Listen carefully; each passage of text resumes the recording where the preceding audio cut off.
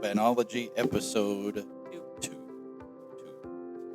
This episode, we wanted to talk about how we start the year with our beginners, our sixth grade beginners. As we said before, all our sixth graders take band. Every kid. Every single class. one, whether we want them or not. They're Yep. there. Whether they want to or not. Whether they want to or not. And we supply everything. Everything from the binder to the instrument to the reeds to oils, all the things. We provide all the things.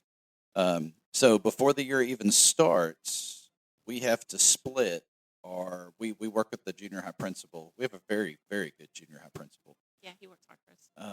He's awesome, and we split our beginners into 3 separate classes. We test them at the end of their 5th grade year. Yeah, we go over to the elementary and do that. Yeah, we hang out with them at the elementary. I know a lot of schools do like the band testing night or whatever. We do it during their music class. Yes, all of our elementary students get 25 minutes of music just about every day. I'm not going to say about every day for sure, but just about every day. They get some music, which is great. They split it with PE. We have an elementary music school teacher. She does a good job. The one we have this year is a first-year teacher, and she's doing a great job to start off the year. But anyway, we go in and we give them the Selmer survey, if you're familiar with that, and then we test them on everything. Yeah, we both see every single kid in the 5th grade class separately. But Yes. So Michelle will test them for all the woodwinds, and I'll test brass and percussion. We ask them in those conversations when we're testing, because we do it one-on-one. There's only about 50 to 60 kids per class. So it takes us, about 3 a to week? 4 days. Yeah, Maybe not a full week. Not too bad. And we ask them what they want to play, and we try to put them on what they want. And we do give them a chance to try every single mouthpiece. Yes. We don't only test them on the things that they ask. Yes, they'll try everything. Even the smallest tuba tries oh my goodness, the smallest child tries the tuba, and sometimes that's what they end up playing. Josh likes to put tiny little girls on the tuba. I do, but they make such wonderful sounds. Come on.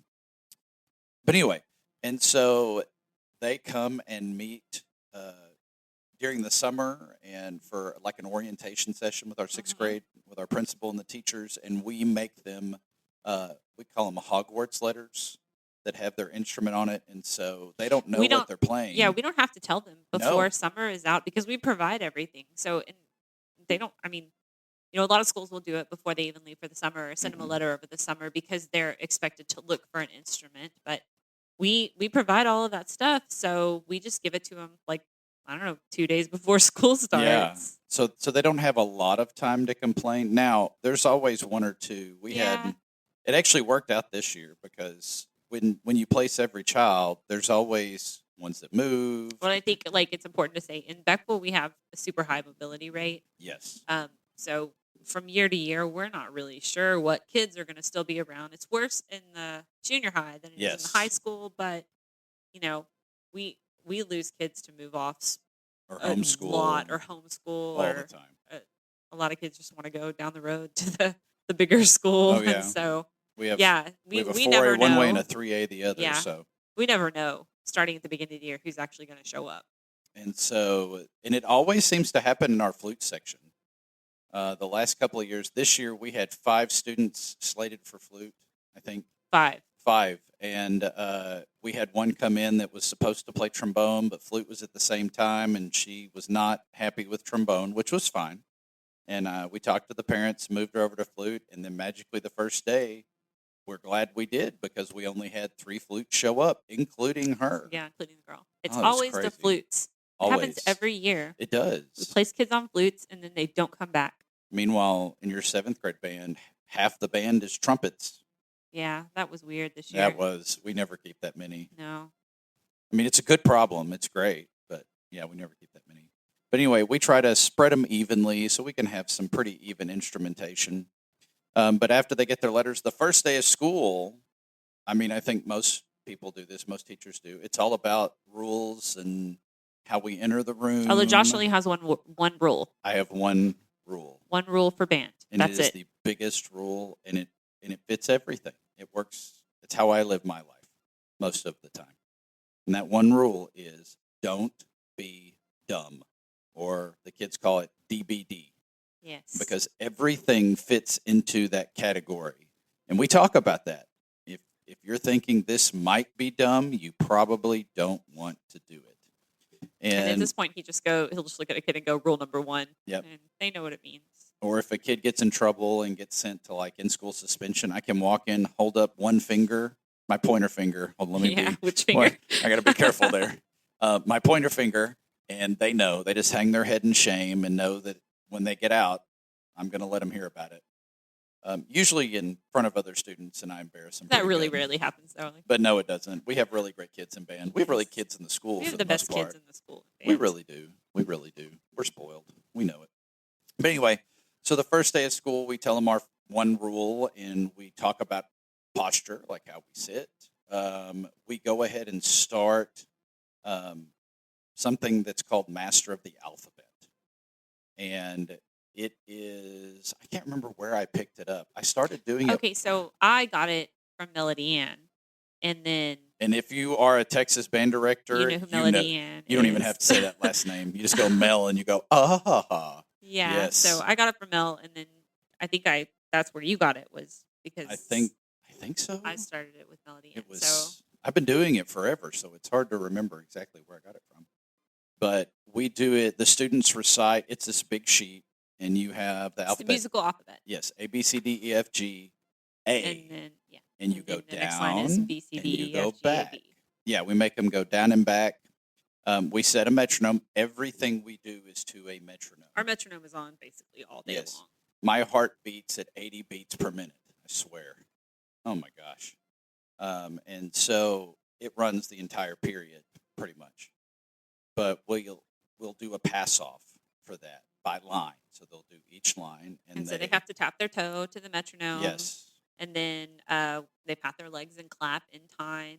And so it would be like A, B, C, D, E, F, G, A, G, F, E, B, C, B, A. Very good. You Thank get you. a sticker. Thank you. Uh, And then they just have to go down the whole page. It goes all the way down to G. Yes, and they do it one line at a time, and then they have to do this. This is where we really see what the kids are made of. They have to do it down the whole sheet without stopping. They have one beat in between They get each one line. beat to breathe between Clap each or a line. pat, Yeah. depending on where they start.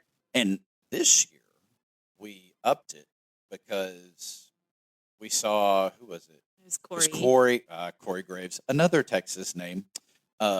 He does it in double time, passing it off. Now he also makes his kids memorize it. Yes. he Josh does. wasn't he wasn't about that. Although guess. I will tell you, I from think, though- personal preference, I like it better memorized. I mean, they may have the sheet in front of them, but I really feel like they have to kind of have it Well, memorized the to be able ones to. the ones who that. completed it, definitely. They were just too relaxed. We had 5 or 6 completed. 5. We had 5. Those are Michelle calls them our band stars. Is that what's on the wall? Band Okay, so stars? yeah, we have this. We have a wall that just says band stars at the top, and so we put their name on a star and whatever they accomplished. So those 5, it says musical alphabet master or something Yeah. like that, and then it says their name. And so we're that's a new thing that we're doing, and Mhm. so we're trying to extend that to 7th grade and high school too. We actually had a high school that was like, "How do I get my name under there? Can I be a band star?" And so kind of throwing around ideas on how to make that work for those kids. It's easy for beginners because there's Yes. so many new things that they're learning. But yeah, our Well, older kids want to be on the wall too. Oh, yeah. And on top of that, any student that got their name up on the wall, they got to pick their choice Full size of candy, a of their full-size candy choice. bar.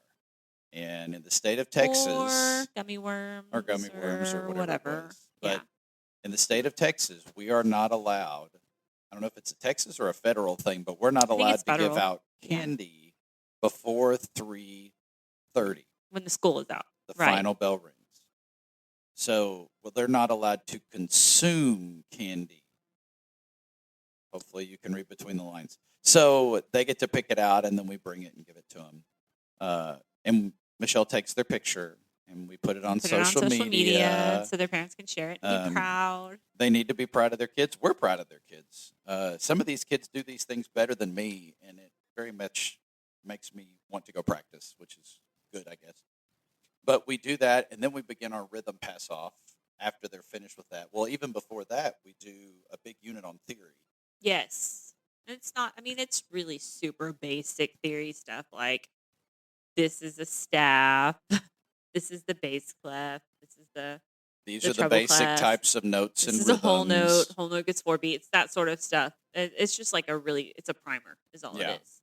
And And then note naming. And then in order to, something we have every student do, and we have 100% success rate at this.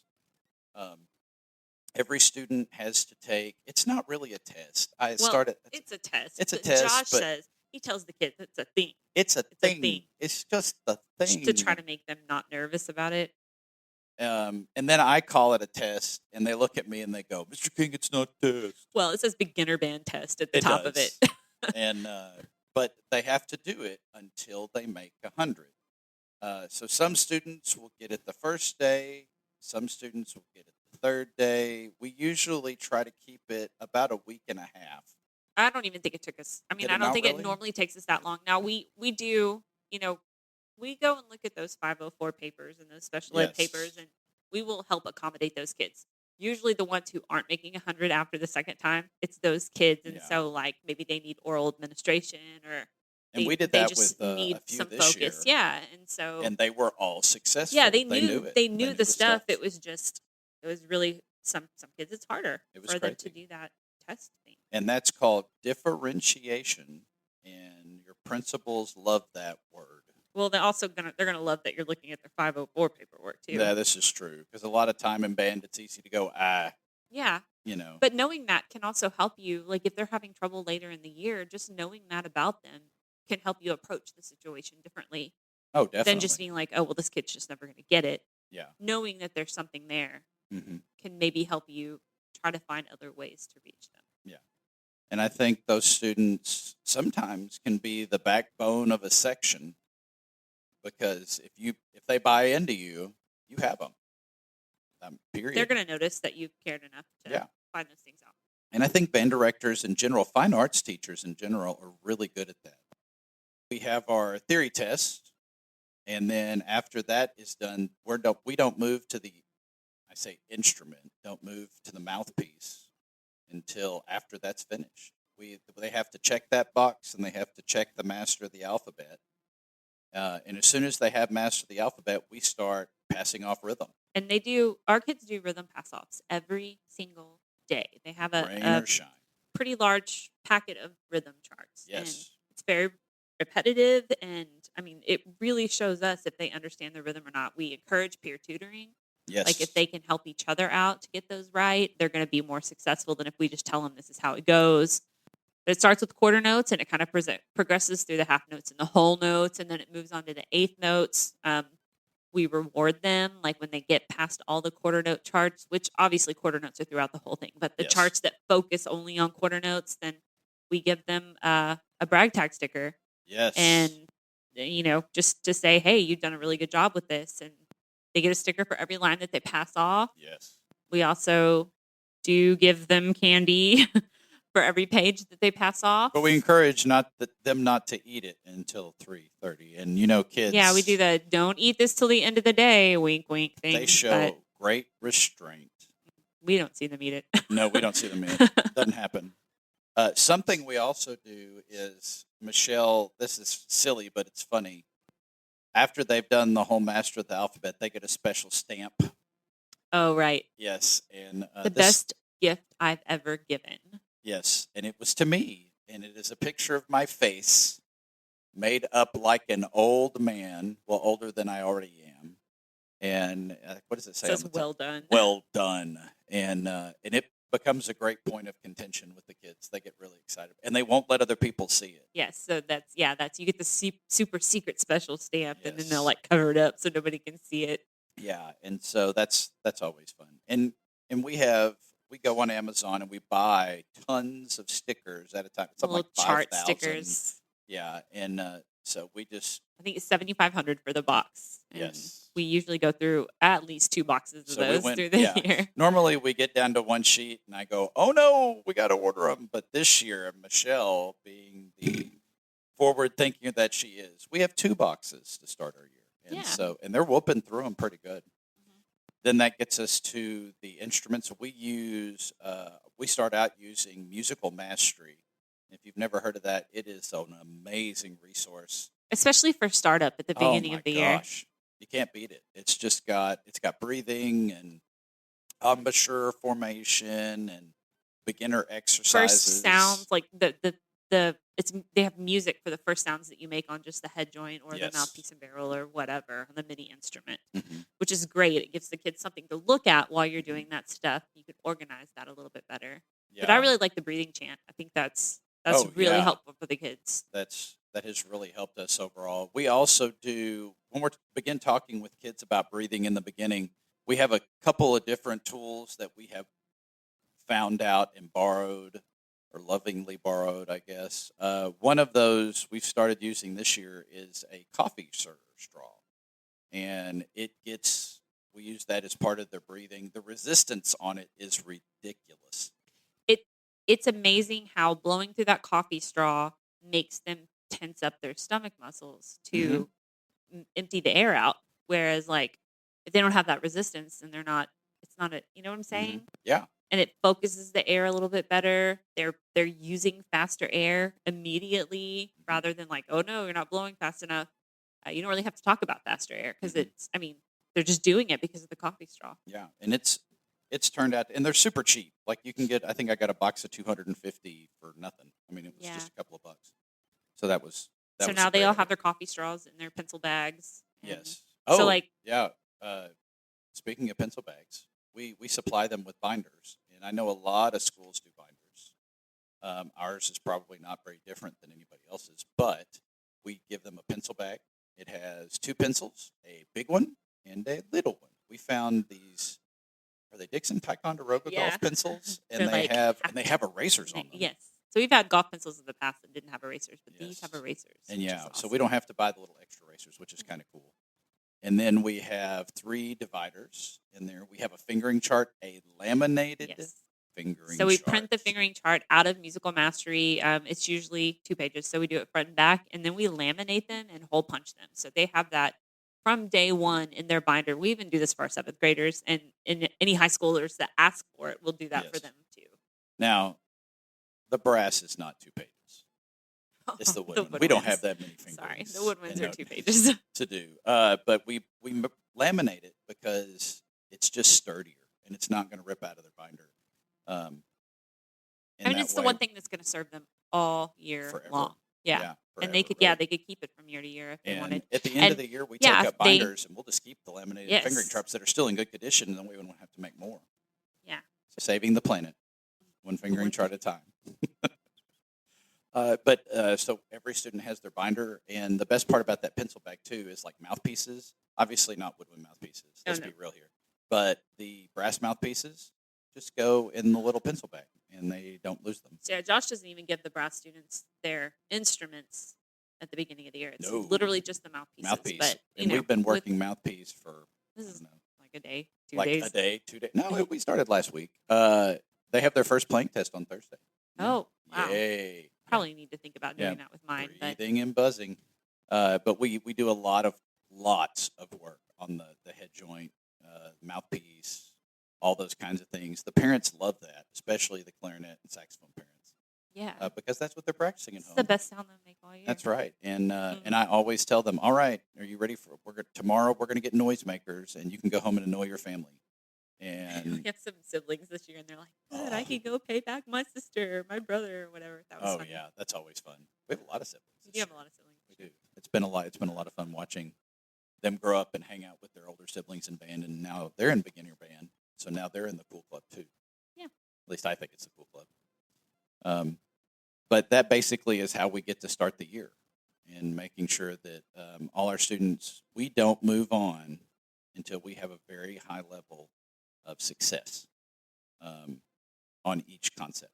So buzzing is something that continues the entire year. As a matter of fact, even the mouthpiece stuff for, I know, clarinet. There's times where there's times that I'll go back to that. Just like if I hear them kind of getting, flabby with saggish. their bottom lip or whatever, we'll go back to that mouthpiece because that's like sometimes you can make an okay sound on the clarinet with a flabby Mhm. bottom lip, but you cannot make a good sound on the mouthpiece and barrel. This is true. And so we'll go back to that pretty often. For the flute head joints, anytime I'm getting ready to do the octave slurs with them, I will start just on the head joint just to remind them because we started the year with that. You should be able to continue doing that once the instrument's together. So we'll go back to that as a reminder. Saxophones, I don't really know. I don't really go back to it quite as much. I mean, maybe I should. I don't know. As far as percussion goes, because I haven't said anything about percussion, we start isolating wrist movement just by tapping on our legs and things of that nature. And we go to the drumstick and just do a lot of matching stick heights, matching timing, making sure that we can keep a pulse. Right now, we're doing just sticking sheets. That's what we'll do for a while. But we'll start mallets pretty quick, too. I like to go back and forth between the two, and that way they don't get bored because playing quarter notes with the right hand over and over and over can get a little boring. Even though I'll do fun backing tracks, like I'll find some stuff on YouTube or just some stuff that's on my iTunes, and we'll play along with it. They seem to enjoy that. But when I told my group today, I was like, hey, we're going to start mallets. Boy, they got excited. They were like, oh, I can't wait till Wednesday. So keeping them on the hook like that and keeping them excited is really, I think, probably one of the harder things at the beginning of the year. Yeah, for sure. It's kind of tedious. Yeah. Just every day coming in and remembering this is how it goes. Yeah. I think that's the challenge at the beginning is Yeah. you're telling them, but are they remembering it from day to day, and can they repeat what they did the day before? And for all those young teachers, you are going to repeat yourself a million times. Yes, just get ready for it. And you could say it different ways, and it'll reach different kids. But at the end of the day, you're going to remind them about posture a million times, and Put you your really feet flat on the floor. Yeah, I've just gotten to where I just tap my foot on the floor, and they go, "Oh, the old man's." I usually just do the snapping point. Oh, the snapping point. Yeah, that one's good one too. Or I'll just look at them and go, "Is that really how you want to sit? Is that what we're going to do here? Is that what you're going to do?" And they just giggle and they sit up. But just know you're going to have to remind them. But if you set that expectation. Well, and that's the thing is you have to keep reminding them. You have to say it over and over again so that they realize how important it is. If you just say it one time and then never talk about it again, they don't know that it's that important to you. So, I mean, just get ready. You're going to say it over and over and over again, and then you're going to continue to say it over and over and over again. You can't let them get away with it because then they will. They'll just continue trying to get away with it. Well, because we talk about this in beginner band. Listen, you're human. And it's okay to make mistakes. We're going to make mistakes. We want you to make mistakes, but we're going to correct your mistakes so eventually they are no longer mistakes. And that can be a little bit of an ego blow to some sixth graders if they've never, been approached that way. But we just don't let anything slide, even if we're having a bad day. That's the trick is teaching. All day long in that last period of the day, they come in from our last period of the day is trombones, flutes and tubas. And of course, they come in from PE. They stink, let's be honest. And they're tired. We're tired. Yeah. Your last period of the day. If you're not tired, I need to know what your secret is. And we just push through and have great attitudes, and usually by the end of the period, they're having a great time and they're excited to come back the next day. That's our hope anyway. That's, every day that they leave, they're excited to come back the next day. And we want them smiling, and even if we do have a rough rehearsal, which happens, especially with beginners, some days you just have days that are not as good as other days. We always try to end on a positive note, probably more for our sanity than the kids. It's tough to go home on a negative note in that last class of the day. It is.